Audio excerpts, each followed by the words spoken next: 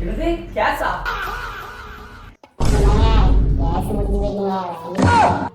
கேஸ்லாம் இல்ல, கிளாஸ் தான் இருக்கு. என்னடி இது? பக்கத்துல கையெழுத்து எடுக்க பூக்கா இருக்கா பாருங்க இருக்கு. அவ்வளவு ஏன் மொத்த ஊரே வேற இடத்துல இருக்காங்க. அதனால நீனும் வேற இடத்துல எடுத்துமா செல்லம்.